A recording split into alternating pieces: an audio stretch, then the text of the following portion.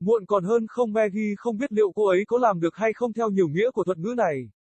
Người tài xế taxi đã cố gắng hết sức để len lỏi vào và ra khỏi dòng xe cộ ngày càng dày đặc, nhưng Maggie như cô ấy muốn được biết đến, không cảm thấy hy vọng.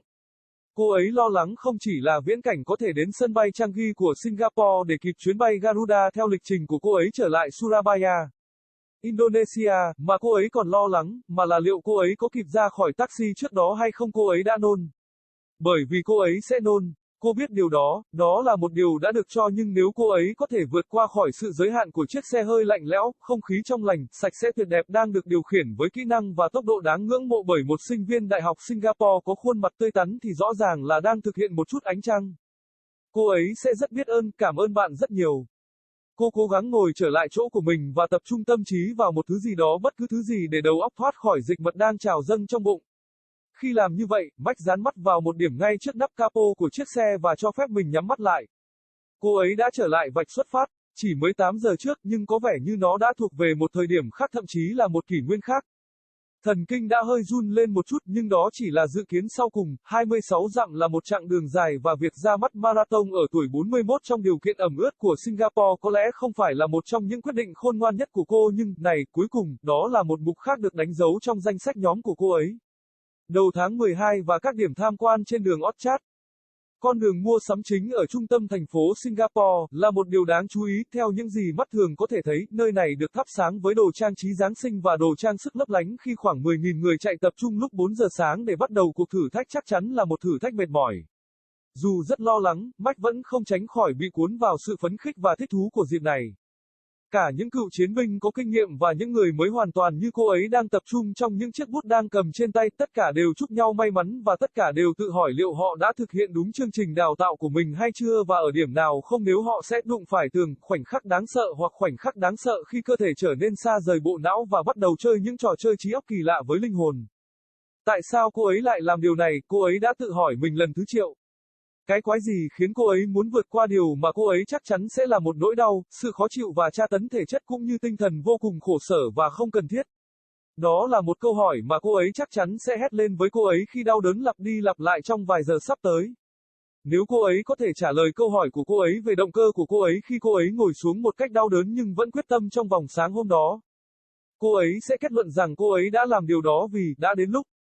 Thực tế là cô ấy đã suy nghĩ, nói về, cân nhắc và bỏ chạy marathon trong ít nhất 2 thập kỷ và luôn tự đùa bản thân rằng cô ấy quá bận để tập luyện, quá ràng buộc với những thứ khác, quá đắm chìm trong công việc của cô ấy, các mối quan hệ của cô ấy hoặc vô số những thứ khác mà cô ấy đã trải qua trong cuộc sống của mình cùng một lúc. Sự thật là cô biết cô chỉ là một bậc thầy của sự trì hoãn và không ngừng làm mọi việc diễn ra, và cuối cùng cô đã khiến bản thân thất vọng, ít nhất cũng giống như những người khác. Giờ đầu tiên của cuộc thi marathon diễn ra khá suôn sẻ. Maggie ít nhiều thấy mình bắt nhịp với tốc độ ổn định 9 km/h và sau khi lên lịch trình làm mới và giãn cơ của mình, cô ấy cảm thấy thoải mái hơn so với lúc đầu và bắt đầu nhập cuộc. Cô ấy nên làm điều này sớm hơn, cô ấy lý luận khi nghỉ lần đầu tiên trong thời gian nghỉ giải lao theo lịch trình của mình. Nhưng sau đó tất cả đã là của cô ấy, phải không? Cô luôn luôn là những gì mẹ cô gọi một cách hoa mỹ là một kẻ nở hoa muộn màng. Cô nhớ lại khi cô bắt đầu chạy lại ở đầu cây em thứ 10 cũng vậy. Khi rời trường năm 18 tuổi trở lại Anh hơn nửa đời trước, Maggie đã chứng kiến những người bạn của mình đi theo những hướng khác nhau. Trong khi một số đã đi làm ngay và những người khác đã dành thời gian đi du lịch và tìm lại chính mình, Maggie đã lên kế hoạch học đại học và cuối cùng là đào tạo để trở thành một giáo viên tiểu học. Tuy nhiên, cô đã không làm như vậy và cho đến ngày nay cô vẫn chưa biết tại sao. Lý do duy nhất mà cô ấy có thể đưa ra bất kỳ ý nghĩa nào là vì cô ấy quá lười biếng và vô tổ chức để bắt mình vào thiết bị và sắp xếp đơn đăng ký của mình.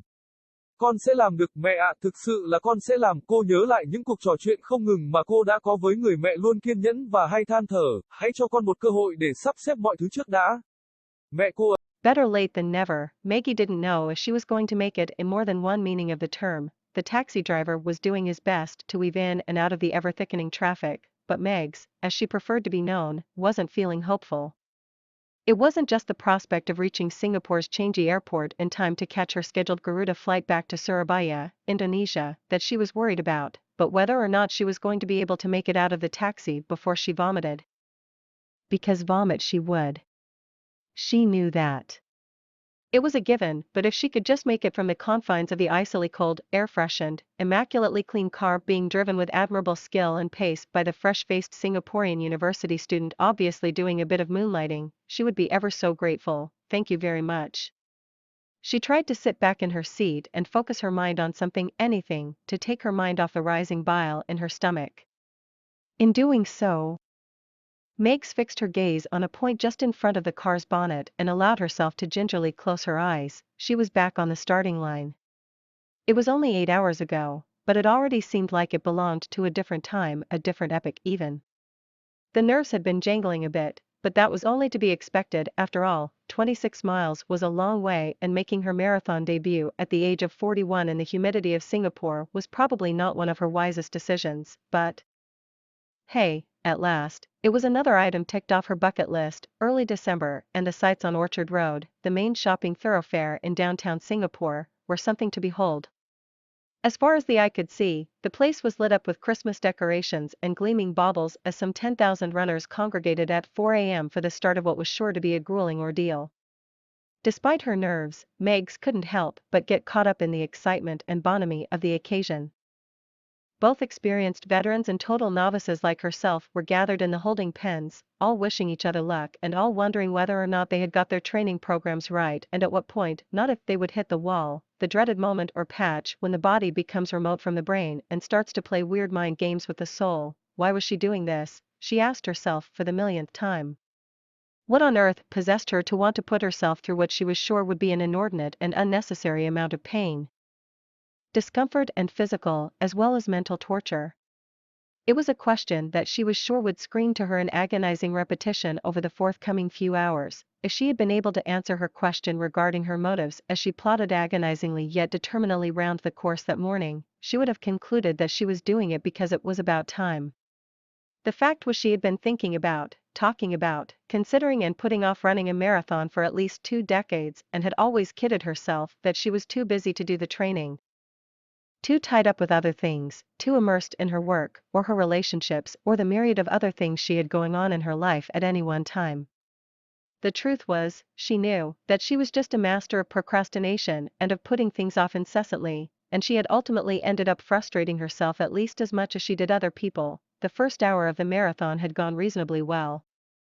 Megs found herself more or less on pace at a steady 9 kilometers per hour, and having worked out her refreshment and stretching schedule, she was feeling more relaxed than she had at the start and was beginning to get into the zone. She should have done this earlier, she reasoned as she took the first of her scheduled water breaks. But then that was her all over, wasn't it? She had always been what her mother had euphemistically termed a late bloomer.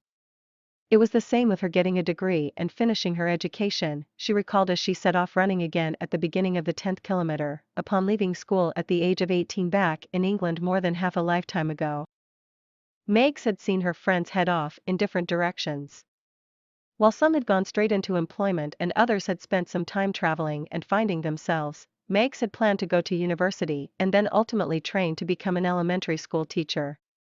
However, she hadn't, and to this day, she was not sure why. The only reason she could come up with that made any sense whatsoever was that she was just too lazy and disorganized to get herself into gear and sort out her application. "I will do it, Mum. Really I will," she recalled the incessant conversations she had had with her ever-patient and cajoling mother. "Just give me a chance to sort things out first," her mother had just